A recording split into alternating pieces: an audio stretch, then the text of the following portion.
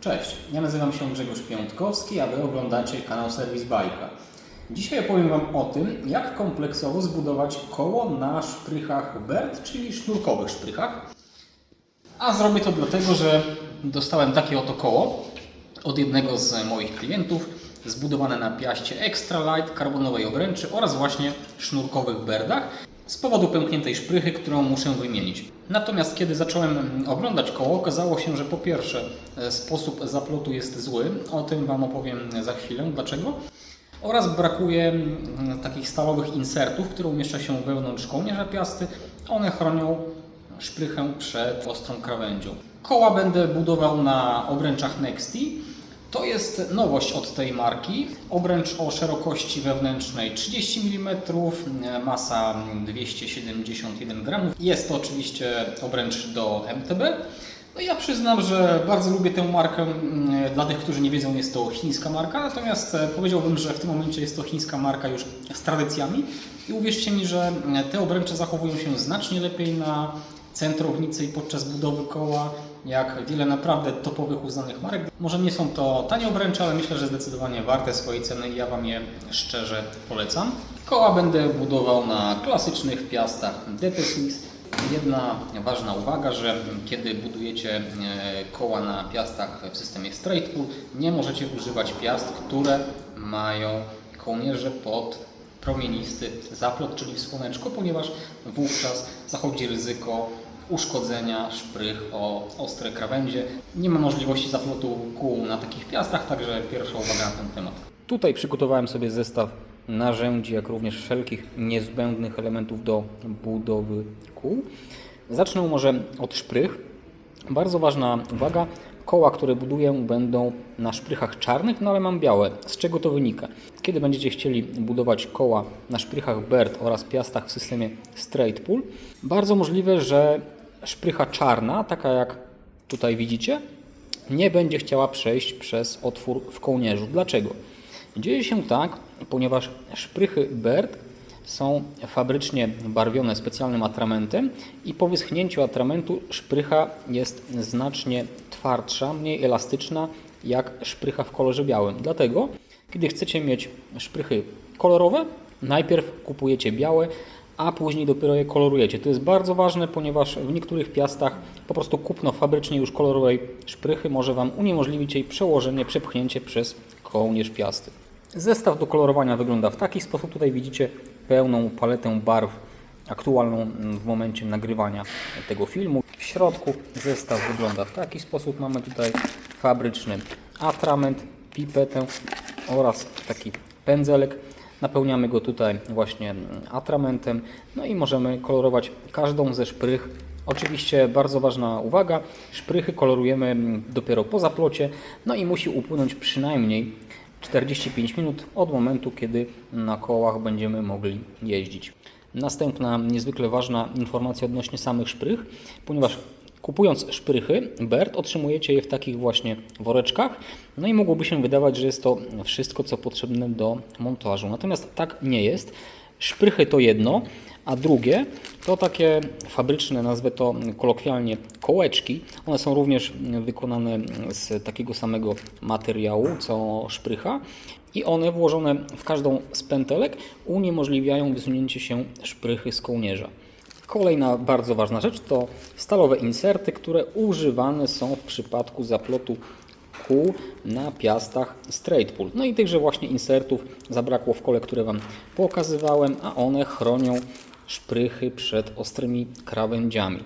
Ostatnia bardzo ważna rzecz związana z komponentami, mianowicie z nyplami.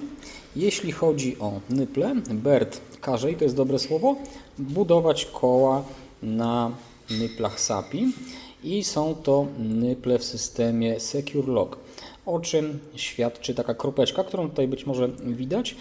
Ja przyznam, że może nie jestem jakimś szczególnym fanem tych nypli, ponieważ aby uniemożliwić ich samoistne luzowanie się, osobiście używam takiego produktu od Wheel Fanatic Fix. Jest to coś pomiędzy klejem a środkiem smarnym i on bardzo fajnie zabezpiecza gwinty. Natomiast aby zrobić całość zgodnie ze sztuką, musimy użyć dokładnie tych właśnie nypli. Następnie wykaz niezbędnych narzędzi. Taki frez będzie nam potrzebny w przypadku chęci zaplotu kół na piastach z klasycznymi kołnierzami, czyli nie straight pull, a tak zwane szprychy J-bend. To jest szydło do luzowania pętelek po przeciśnięciu ich przez kołnierze piast w systemie straight pull. Ja później Wam pokażę dokładnie na filmie, jak to wygląda. To jest element, który wpycha te stalowe inserty mocno do kołnierza piasty. To jest element, który umożliwia nam przeciągnięcie szprychy przez kołnierz. Robimy to za pomocą tego drucika. To jest kluczyk do przytrzymywania szprych. To jest kluczyk do centrowania, czyli do nypli.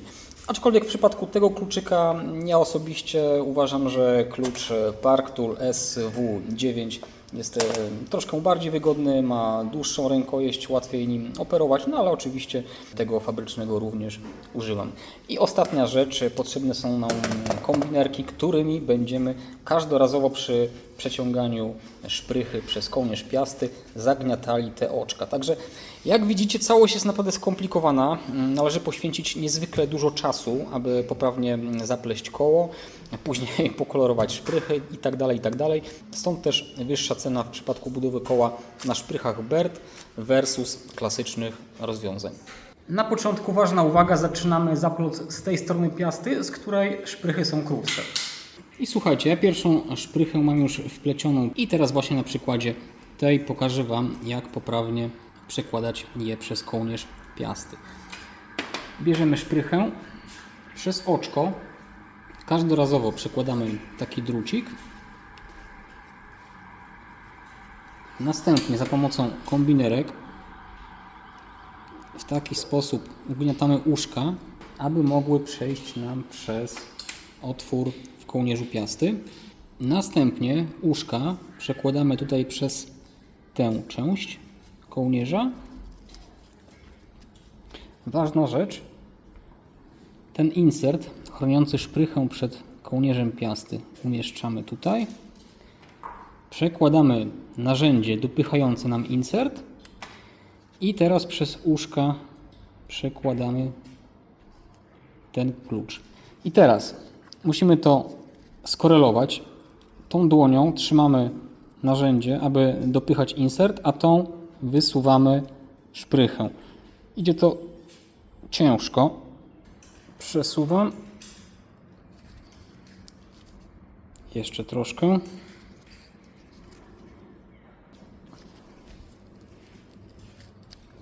Tyle wystarczy. Wyciągamy narzędzie drugie. I teraz musimy usunąć drucik. Za pomocą szydła musimy rozpleść tutaj pętelkę. Tutaj szydłem naprawdę możemy sobie mocno pomóc, aby ta pętelka była jak największa, żeby drucik nam się w nią nie zaplątywał, co i tak oczywiście będzie miało miejsce, no ale musimy tutaj działać ostrożnie. Pętelkę powiększamy na tyle, mniej więcej tak, abyśmy mogli włożyć teraz ten bloczek. Bloczek umieszczamy w środku pętelki, uważając, aby równo wychodził z obu stron. I teraz możemy wyciągać szprychę, aby ją zablokować. Oczywiście ten bloczek cały czas wyrównujemy, ma być równo z obu stron. Kiedy jest równo, wyciągamy mocno. Szprycha jest przełożona. Pierwszą piastę mam już zaplecioną w 100%. Pamiętajcie, że kiedy wplatacie piastę do obręczy, nypel wkręcacie tylko na 2-3 zwoje gwintu. Jest to bardzo istotne, ponieważ szprychy naciągają się, właściwie rozciągają dopiero po wkręcaniu nypli i może być tak, że kiedy wkręcicie nypel za bardzo do końca, to po prostu z drugiej strony nie będziecie już mogli złapać nyplem szprychy. Kilka protipów ode mnie, bo kiedy pokazywałem Wam, jak włożyć szprychę w kołnierz, no to oczywiście starałem się, aby wyszło to jak najładniej, jak najlepiej, choć i tak nie jestem z tego zadowolony, ale wiadomo, idealne warunki, prawda? Natomiast w rzeczywistych warunkach tak zupełnie nie jest. Naprawdę bardzo ciężko jest przełożyć szprychę, także uwierzcie mi, że bez narzędzi Berda cała operacja nie jest możliwa. Możecie sobie myśleć, że na przykład, nie wiem, drucik możemy skręcić samemu, taki haczyk również wykonać.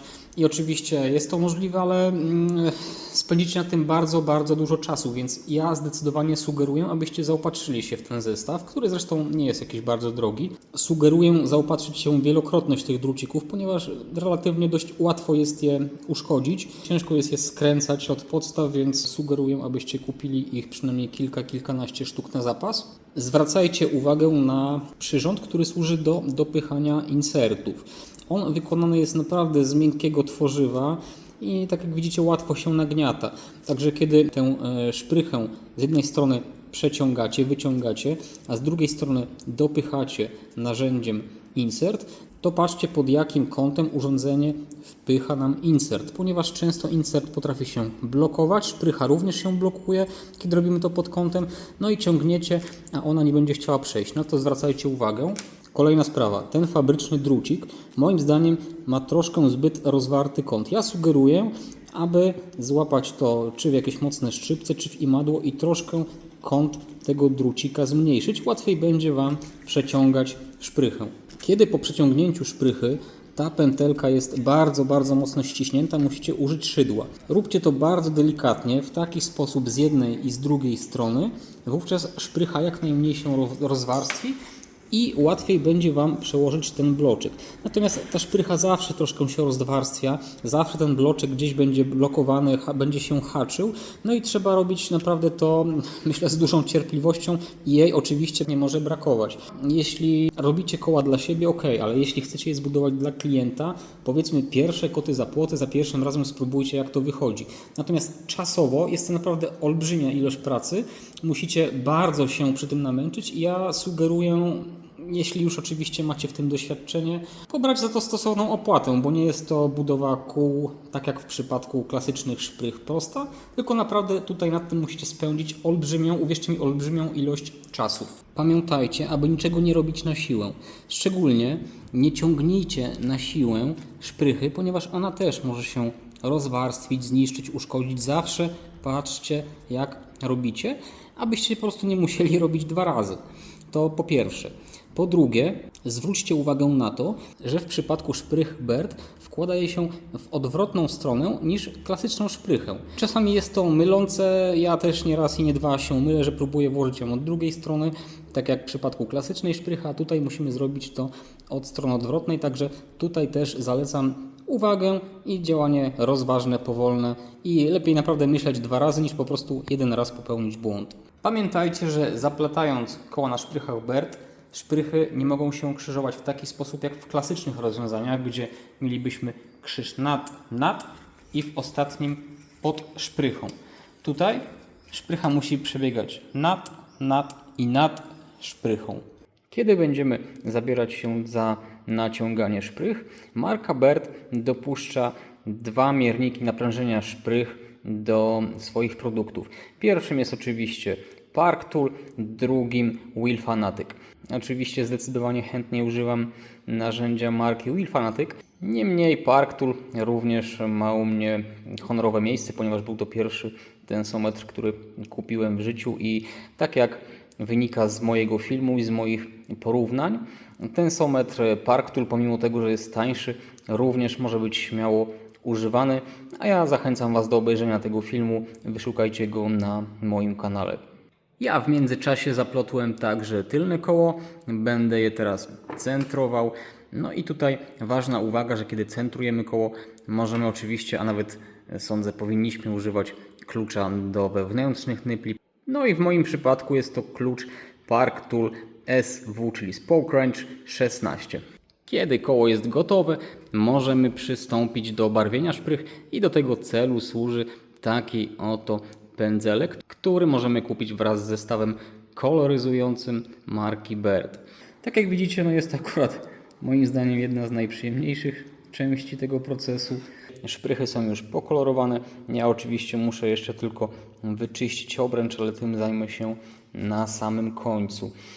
Kilka takich protipów może ode mnie, jeśli chodzi o budowę kół, aby całość móc podsumować.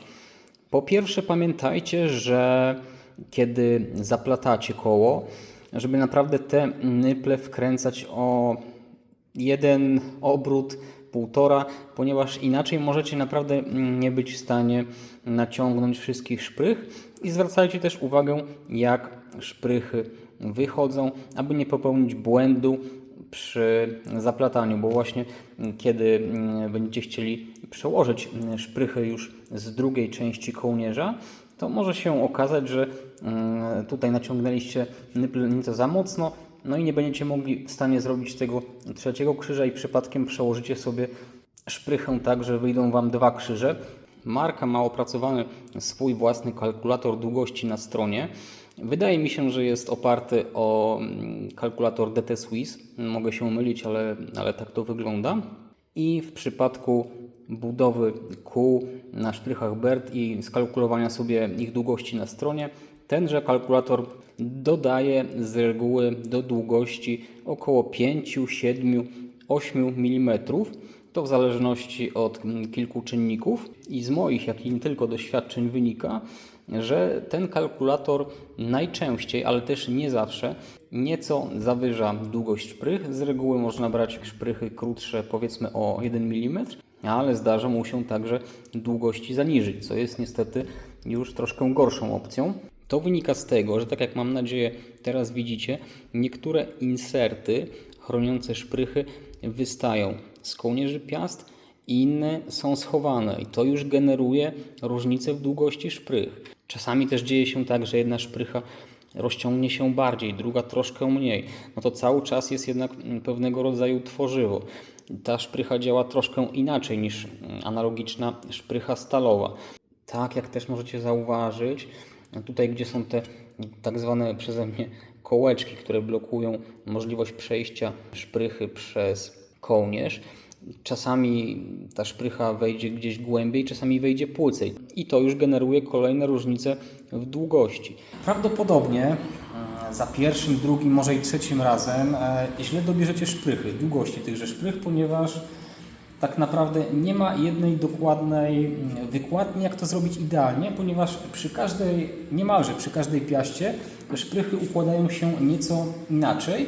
Każde koło będzie wymagało troszkę innego podejścia i tak naprawdę w przypadku szprych BERT po prostu myślę, że najważniejszym czynnikiem jest niestety zbudowanie przynajmniej kilkunastu kompletów i opieranie się również na własnym doświadczeniu, które i tak może być niewystarczające, kiedy otrzymacie piasty, z którymi jeszcze nie pracowaliście i po prostu gdzieś tam te kalkulatory Wam wyliczą orientacyjną długość szprych, ale niestety będziecie musieli polegać na swoim doświadczeniu, bądź metodą prób i błędów właściwe szprychy dobrać. Także to jest chyba największy problem w przypadku właśnie budowy kół na tego typu szprychach. I no po prostu można, mówiąc kolokwialnie, brzydko, wybaczcie mi, wtopić z dużą kasą. Także na to naprawdę zwracajcie uwagę. Jeśli oczywiście zlecacie budowę kół, no to zajmuje się tym serwis, czyli w tym przypadku na przykład ja. Ale jeśli budujecie koła dla własnego klienta, to po prostu uważajcie, naprawdę uważajcie, bo no możecie wtopić, a chciałbym Was przed tym przestrzec, no bo tak naprawdę po co nam serwisantom drogie tego typu błędy. A teraz sprawdźmy, ile ważą koła. Dla przypomnienia, piasty DT Swiss 240 w tej najnowszej wersji pod Boost, obręcze Nexti również z najnowszej wersji. W tym momencie dopiero ta wersja będzie się pojawiała na rynku. Obręcze ważą 270 g sztuka przy szerokości wewnętrznej. 30 mm są asymetryczne. No i oczywiście szprychy BERT. Zważymy tylne koło 568 g. Teraz przód 478,8 g. Czyli jak łatwo zsumować, daje nam to łączny wynik 1046,8 g. No ja myślę, że naprawdę jest lekko. Także to wszystko na dzisiaj. Ja dziękuję, że byliście ze mną. Kolejny film naturalnie w przyszłą niedzielę o godzinie 16. Bądźcie ze mną. Uprzejma prośba jak zawsze o subskrybowanie mojego kanału. Dziękuję Wam za dzisiaj. Cześć, trzymajcie się i do zobaczenia. Hej!